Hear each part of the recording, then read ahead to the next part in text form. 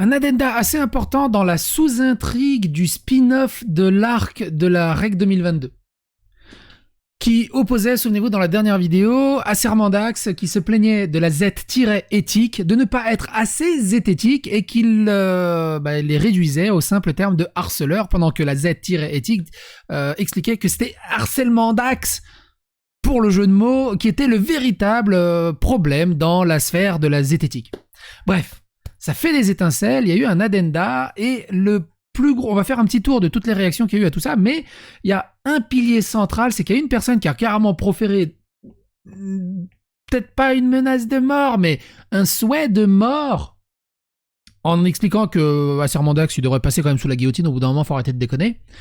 Et quand on lui a fait comprendre que c'est quand même une sacrée menace un peu violente, il a fait de l'huile avec ses fesses. Et c'est assez rigolo de le voir se débattre.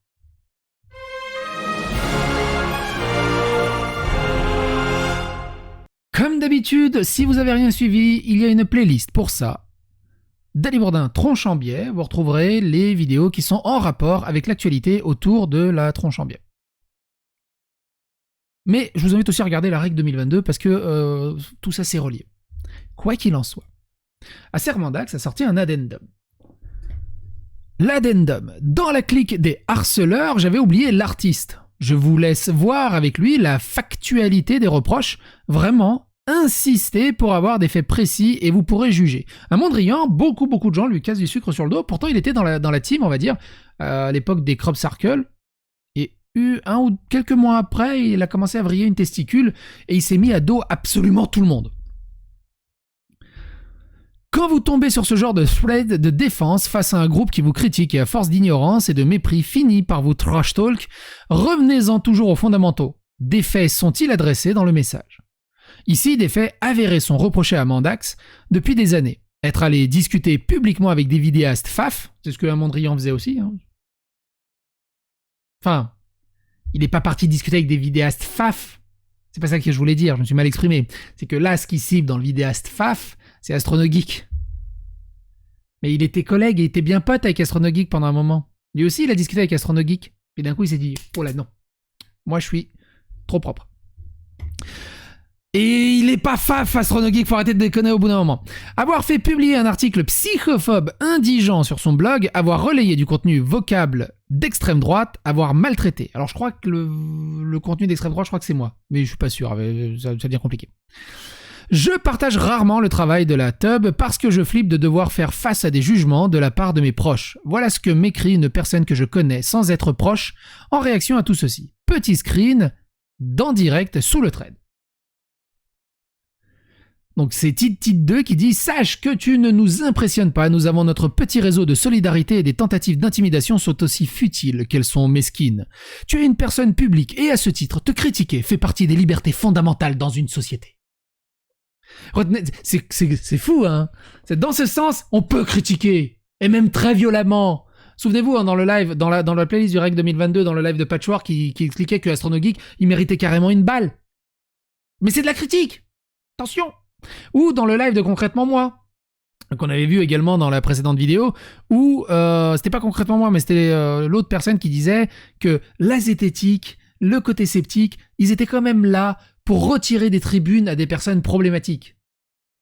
Moi, qui suis pas zététicien, je sais que la zététique, c'est une espèce de méthode de travail pour analyser et juste donner des outils de compréhension sur des sujets. Point. C'est pas genre, toi t'as le droit de parler, toi t'as pas le droit de parler, toi je te retire, toi t'as le droit, toi t'as pas le droit, toi t'as le droit, toi t'as pas le droit.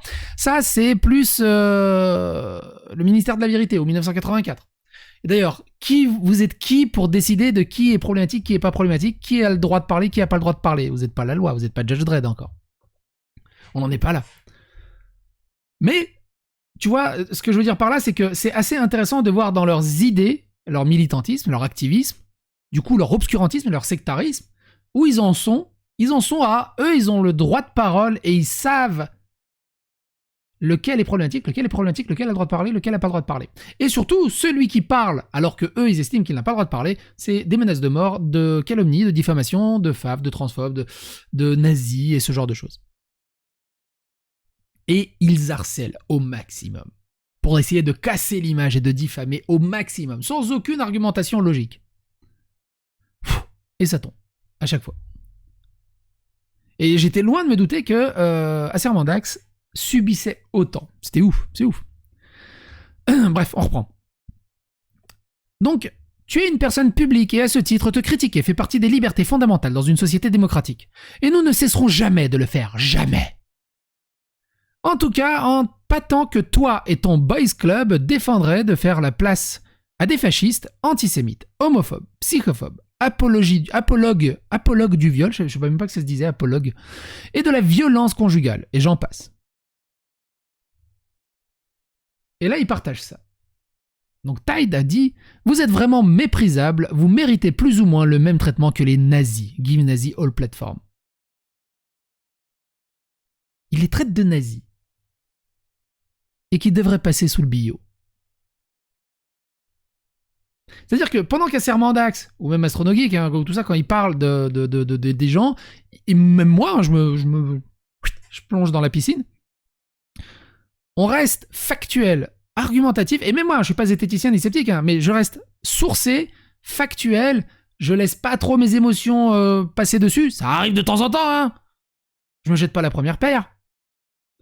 Mais ce que je veux dire par là, au maximum, et on l'a déjà dit, hein, ça sert à rien de s'énerver, ça sert à rien d'insulter, ça sert à rien d'attaquer, ça sert à rien. On analyse juste ce qu'il a à dire et on voit si c'est pertinent ou pas. Bon, généralement, on voit que c'est un peu con. Mais de l'autre côté du spectre, bordel de merde, et je parle pas du spectre politique, hein, mais ce que je veux dire du spectre idéologique, on va dire, ou de spectre archétypal dans la façon de penser ou dans la façon de parler. De l'autre côté, c'est t'es un ennemi de l'idéologie, t'es un ennemi du parti, tu dois mourir, t'es un nazi, t'es un facho, t'es extrêmement problématique, blablabla. C'est pas le même niveau, hein, c'est vraiment pas le même niveau d'exigence.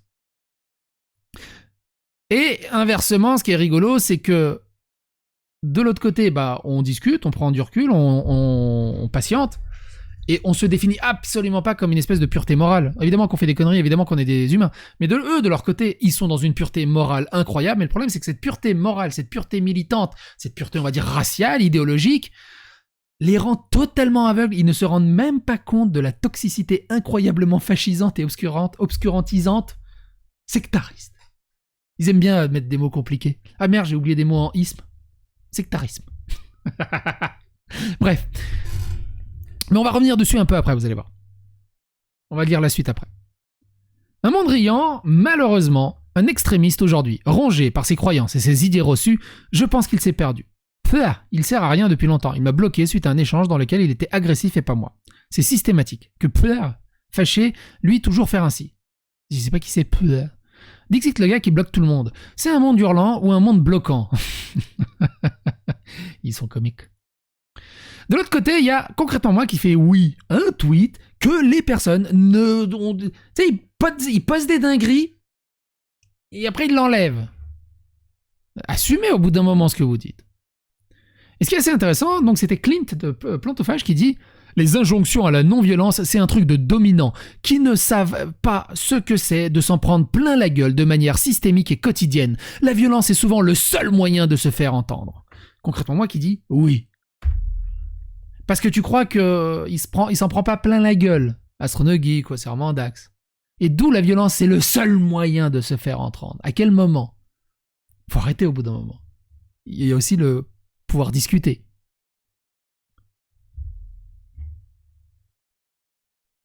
Et concrètement, moi qui valide ça, il valide la violence. Par contre, quand c'est le bouseux qui est violent envers elle, alors là, c'est pas bien.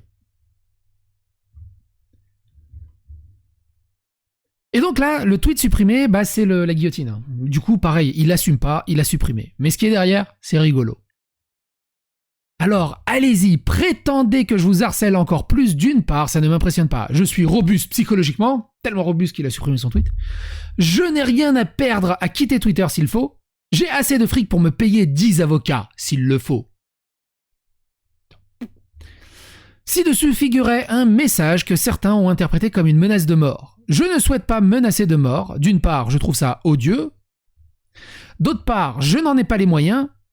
Je ne possède pas d'armes, certainement pas de guillotine. Je suis quasi... Alors, si tu peux te payer 10 avocats, un tueur à gages sur le darknet, c'est facile à trouver.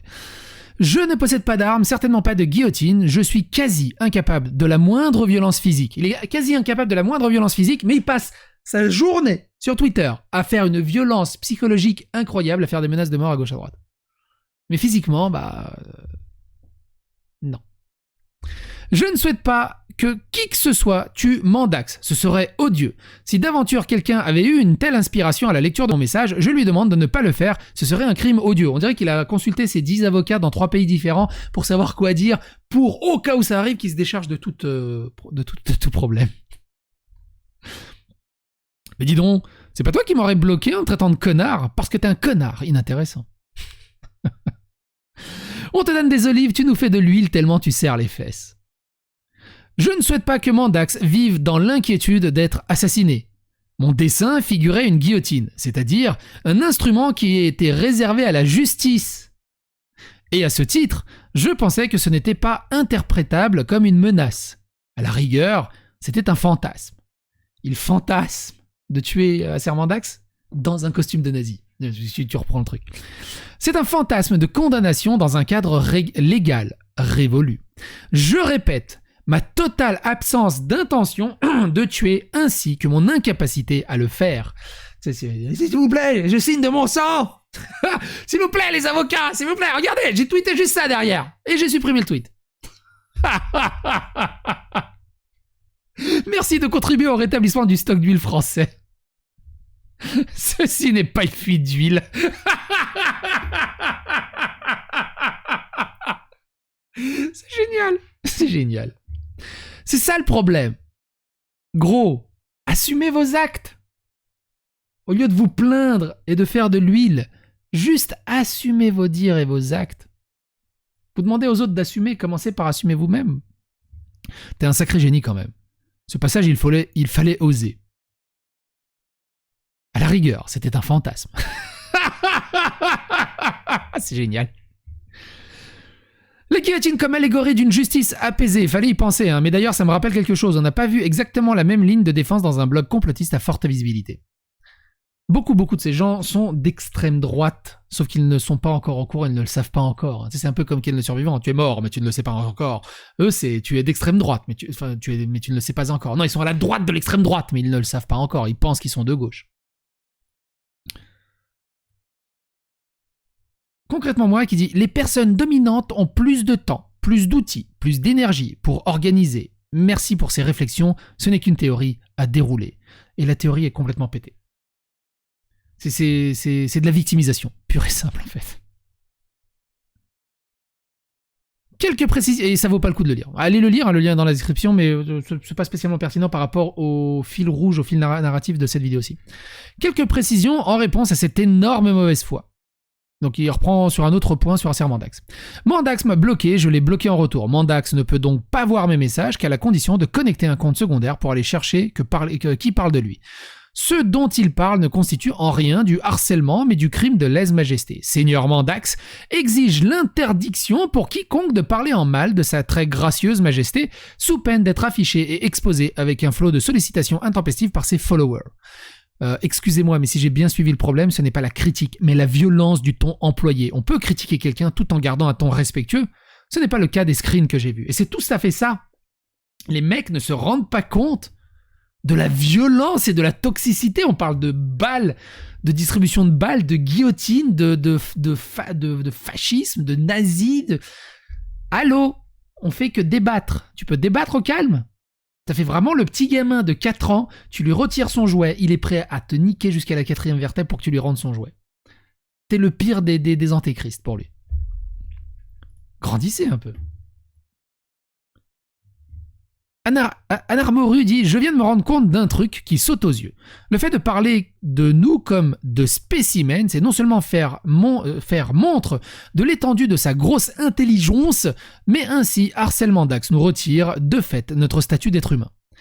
Ajoutez encombrant, devant, vous avez maintenant la vision d'un grenier encombré de rebuts, avec des rebuts, des trucs à trier et jeter comme une brocante. Mandax soutient déjà psychodélique. Bientôt, il sera avec Papacito pour refaire des tutos. Comment tuer un mannequin gauchiste. Je lis l'avenir, croyez-moi sur parole. Encore, hein, j'ai dit, hein, qui ose s'afficher sur les réseaux sociaux et dire je soutiens psychodélie? Mais faites gaffe, hein, faites quand même des murs de sacs de sable. Et là, il y a tout un fil qui a été supprimé. Et les gens, ils assument jamais rien. C'est super chiant. Mais heureusement, quelqu'un a eu la bonne idée d'aller sur WebArchive et d'archiver ce fil Twitter. Et donc, c'est Plantophage Clean qui dit, et vous allez voir, c'est assez intéressant, c'est en 25 tweets. Bon allez, je suis d'humeur à défoncer du Z. Alors l'humeur, elle a vite changé. Aujourd'hui, une petite analyse critique à la méthode Z, à savoir sans source, juste en balançant sur une personne comme ça gratuitement. En gros, le mec qui se définit comme zététicien, de la métazététique Z-éthique, mais qui ne comprend absolument pas c'est quoi la zététique. C'est-à-dire que là où Assermandax et les autres arrivent avec des arguments sourcés, avec une construction, une méthodologie, et surtout un flegme britannique qui explique les choses clairement, simplement, sourcé, argumenté, logique. Eux, ils pensent que non, il faut juste enculer des mouches. Ah, t'as vu, je suis zététicien aussi. Il m'a attaqué, je l'attaque. Mais t'attaques pas du tout dans la même valeur. Pas seulement Clint, hein, mais ces gens-là. La thématique en quoi Assermenteur est un gros bourge qui chie sur la gueule des cassos TM. Ou en langage gros stub, de la difficulté de dissimuler son mépris des classes et sa volonté d'exhiber son encéphalus à ses acolytes des illustres. Oui, c'est pour ça que, justement, il a mis ça en exergue quand Idriss Aberkan se moquait justement de ce mépris de classe envers la détective, et que Assermandax a bien souligné que c'était un méga mépris de classe et que c'était totalement débile de viser là-dessus. Et je suis... Ma main... Alors, ma main, peut-être pas. Mon ongle a coupé, en cas où je me trompe. Mon ongle a coupé qu'il est prêt... Ce genre de personne va aller défendre Idriss Aberkan parce qu'il est en contradiction avec Assermandax et du coup, les ennemis de mes ennemis sont mes amis et du coup, ils vont absolument pas réfléchir est-ce que c'est pertinent, est-ce que c'est y en a un qui est en tort ou quoi. Non, ils s'en foutent. Si t'es contre lui, je le déteste, ok, je suis avec toi. T'as fait aussi des trucs graves, mais c'est pas grave, je le déteste plus. Du coup, je suis quand même avec toi. Et je te défendrai. Je sais pas si mes ongles sont encore là. Vous me le dites dans les commentaires. La thématique en quoi Assermenteur et... Je l'ai déjà lu. Assermenteur nous a donc pondu une petite vidéo sourcée pour une fois.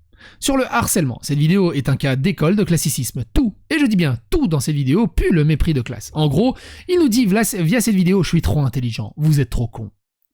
Déjà la mise en scène, assis dans un fauteuil cosy, derrière une fenêtre dans un coin meublé de trucs historico-scientifiques, avec la petite lampe qui n'est sûrement même pas branchée. Oh putain, si tu vois mon décor derrière... c'est un fond vert, c'est un fond vert. C'est un fond vert. On se croirait dans un catalogue de déco décorer sa maison pour avoir l'air intelligent. Qui c'est qui fait du mépris de classe là ? Qui est-ce qui fait du mépris de classe ? C'est typiquement un coin de lecture de bourgeois, ces petits espaces aménagés pour pouvoir lire tranquillement. J'en ai un aussi, il est là. Enfin, la chaise normalement, elle est là dans le coin, mais là, elle est là. Parce que je joue en ce moment à Yakuza. Et du coup, je me mets des fois dans le coin, là, et je lis tous les bouquins qu'il y a là. Pour avoir l'air intelligent, c'est typiquement un coin de lecture de bourgeois, ces espaces aménagés pour pouvoir lire tranquillement. Alors je dis pas, si t'as ce genre de coin chez toi, tant mieux, mais il y a que des bourgeois pour s'installer ça. Ça veut dire déjà que tu as les ressources pour lire. À la fois économique, ça coûte cher, c'est merde. Putain, lui il a les ressources économiques pour pouvoir écrire sur Twitter, ce qui est assez ouf. Mais aussi temporel. Quand tu rentres du boulot le soir et que t'as 2 gosses à gérer et un mari, t'as autre chose à faire que t'asseoir dans un coin. Et en termes d'espace, faut être friqué pour avoir une maison assez grande pour aménager un coin lecture. Non, sinon t'es à la campagne. Pour le prix d'un 16 mètres carrés à Paris, t'as 200 mètres carrés avec 2 étages à la campagne. Tu l'as ton coin de lecture, t'inquiète pas. Je sais ce que c'est. J'ai 2 gosses aussi et j'ai une femme à gérer. D'ailleurs, je l'entends. Elle s'affaire dans la cuisine, elle est en train de faire du bruit, mais ça me déconcentre pas. Alors, bien entendu, et ça me fait plaisir de l'entendre s'affairer, ça veut dire que je vais finir cette vidéo, je vais sortir, je vais poser mes jambes sous la table, elle va m'ouvrir une bière, elle va me caresser un peu les cheveux, elle va me faire un bisou, et on va se faire un câlinou, et c'est magnifique. Pas besoin d'être bourgeois, ou quoi que ce soit. Et pourtant, je sors de 12 heures de taf. Sérieux, mon coin lecture pendant 2 ans, j'en étais où ? Sérieux. Mon coin lecture pendant 2 ans, c'était un hamac de camping accroché dans la chambre au-dessus d'un lit composé uniquement de matelas Ikea de 10 cm de mousse. C'était fait pour lire avec les moyens du bord, pas pour montrer ce que je lis. Deuxièmement, son texte... Argument. Les tout premiers mots sur les réseaux sociaux numériques ont été parfois en but à l'opiniâtreté d'encombrants spécimens qui tiennent à obtenir que vous changiez publiquement d'avis, que vous retiriez un contenu, que vous vous excusiez. Vont-ils se trouvent des alliés dans les mêmes catégories de radicalisés ou dans un catégorie qui vous est hostile pour des raisons différentes? C'est une alliance de circonstances. Bref, nous avons affaire de temps en temps, trop souvent d'ailleurs, à des harceleurs. Tu sais ce que tu viens de faire? Oui, t'as montré que tu connais plein de jolis mots et de jolies tournures de phrases, mais tu viens surtout de perdre plein de monde. Personne ne parle comme ça. De fait, personne n'a l'habitude d'entendre des personnes écrire comme ça.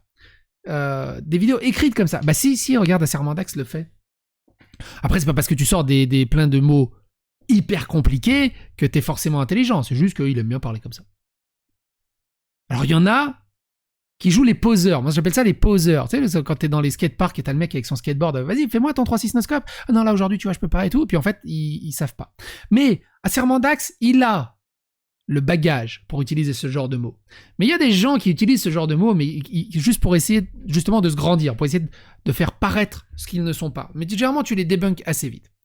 Tu vois, moi, par exemple, si je te dis Nota Bene, c'est un mot orchide. Bon, c'est un mot compliqué. Est-ce que je suis intelligent? Non, je suis con comme un balai, mais je sais aussi utiliser des mots compliqués. Mais des mots compliqués rigolos. Cherchez monorchide, vous comprendrez. Tout ça à cause d'un Lego. Bref. Tu sais ce que tu viens de faire? Oui, t'as montré que tu connais plein de jolis mots. Je suis sûr que Clint... Clint. Entre vous et moi. Entre toi et moi. Ton Twitter s'appelle plantophage. Est-ce que c'est pas un mot compliqué pour rien? Ou alors c'est juste une façon de dire vegan. C'est long, chiant, frimeur et incompréhensible. Et toute la vidéo est écrite comme ça. Le problème, c'est que ton capital culturel, tu t'excites pour l'exhiber à tout le monde du fait que tu en deviens oppressif volontairement. Le capital culturel est oppressif. T'es oppressif? Ouais, j'ai 4 diplômes. Ah, dégage de là, t'es un oppresseur, t'as 4 diplômes. Espèce d'oppresseur. Quoi? Alors, c'est pas Acermandax qui a un délire d'ego, c'est toi qui as un sacré syndrome... Comment on appelle ça? De déclassement. C'est quoi le syndrome de déclassement, là? C'est quoi le mot? Je sais plus c'est quoi le mot. On s'en fout. Tu vois, moi, j'ai aucune idée, je me rappelle plus le mot. Je passe pour un con, je connais pas un mot intelligent. Et je m'en fous. Et s'il y en a, il va me dire, ouais, mais t'es trop con, tu sais pas c'est quoi le mot? Bah, on s'en fout. L'important, c'est que l'idée passe. Tu sais, quand tu montres la magnificence de la Voie lactée avec ton doigt, et toi, t'es là, ton doigt, il a pas coupé son ongle. Je te fous une claque. Regarde la magnificence de la Voie lactée. Arrête de te concentrer sur le doigt. Ce que je veux dire par là, c'est les mots, on s'en fout. C'est le message qu'il y a derrière qui est important. Le capital culturel est oppressif parce que ce sont les bourgeois qui dominent notre société. Ce sont eux qui imposent la culture que tout le monde doit avoir et maîtriser. Si ce ne l'est pas, cette culture, t'es un connard. Alors, si tu regardes bien, les bourgeois, ils sont un tout petit peu, puis la grande masse, bah, c'est pas des bourgeois. C'est pour ça qu'on va se moquer de toi. Si tu connais... En fait, je pense que t'as surtout eu un gros passif. Du coup, je peux le mettre à mon côté, parce que moi aussi, hein, quand on m'a dit « Ouais, t'es qu'un Serbe, tu viens de la campagne, t'es un bouseux et tout bah, », moi, j'étais dans l'optique... Alors, je l'ai vécu avec un cousin qui s'appelait Sacha. Et il le vivait très mal. « Je suis pas un bouseux, Et moi, j'étais plus dans l'autre optique, c'est-à-dire que, oui, je suis un bouseux, je sais conduire un tracteur, je sais traire une vache, mais... Et alors Enfin, si tu trouves ça dénigrant, tant mieux pour toi, mais moi je suis content de savoir traire une vache. C'est agréable. En plus, tu peux boire directement. Enfin bref. Je trouve ça rigolo. Faut pas te sentir mal, Clint. Faut faire plutôt un travail sur toi. Et arrêter de rejeter le problème sur les autres. C'est pour ça qu'on va se moquer de toi si tu connais pas un mot ou si tu fais des fautes d'orthographe. T'inquiète pas. Bruce Lee, mec. Bruce Lee dans ta tête. Jeet Kune Do. Le Jeet Kune Do. Tu récupères la force de l'adversaire pour lui renvoyer dans la gueule. Je fais des fautes d'orthographe. Ça phagocyte l'algorithme de YouTube. C'est à la fois pour eux, les bourgeois s'installent en sachant, avec une posture paternaliste, et pour rabaisser. Isoler et extraire de la culture légitime celles qui n'ont pas leur code. Qu'est-ce que les foutre de l'agressivité là-dedans? C'est un outil de domination. Après, ce qu'il faut aussi, tu vas pas me dire que même dans les paysans, on va dire, il n'y a pas des gens qui vont être aussi, qui vont se la péter et tout.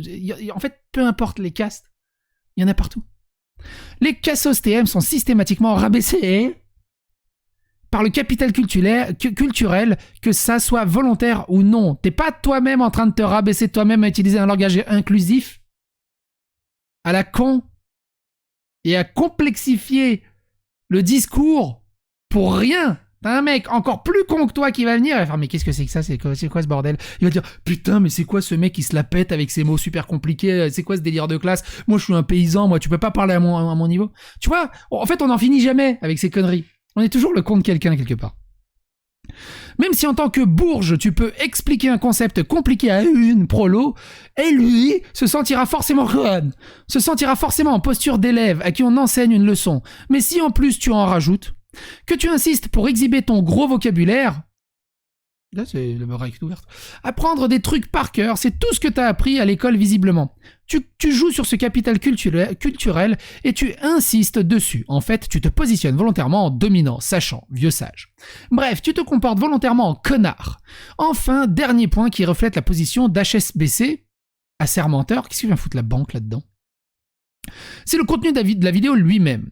La vidéo est censée décrire le harcèlement et en rappelant les textes de loi et la peine encourue. C'est ni plus ni moins qu'une menace de porter plainte. Et ben devine quoi? C'est un des outils préférés des bourgeois.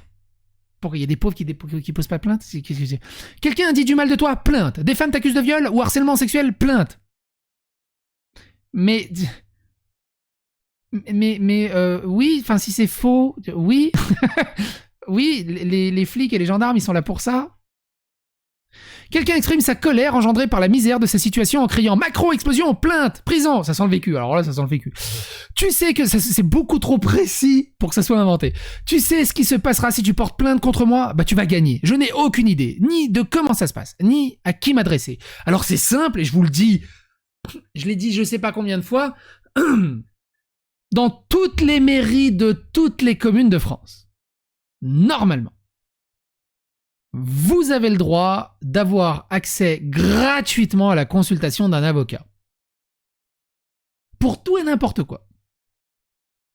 Tu parles de ton problème, il va t'aiguiller, il va t'expliquer 2-3 trucs de loi, ce que tu peux faire, ce que tu peux pas faire, ou alors il va t'aiguiller vers un autre spécialiste, et il y a ça. Enfin, t'es pas obligé de connaître les procédures. Tu vas voir la personne, tu dis voilà, il y a ça, mon problème c'est ça, le gars il va faire non, ça marche pas. Ou alors c'est oulala, on va faire quelque chose. Mais c'est pas à toi de réfléchir, t'inquiète pas. Je n'ai jamais eu d'avocat, et surtout j'ai clairement pas les moyens d'en avoir. Je te dis, il y a des avocats gratuits. C'est pour ça que c'est un putain d'outil de domination. Non, ça c'est une excuse. Vous les bourges, vous connaissez les lois, les procédures. Vous avez voir été des avocats, et surtout vous avez le fric pour les payer. Alors c'est sûr, ça coûte cher, hein. Si tu pars dans procédure, ça peut coûter très cher. Après, si t'es sûr de toi, l'avocat, il est remboursé.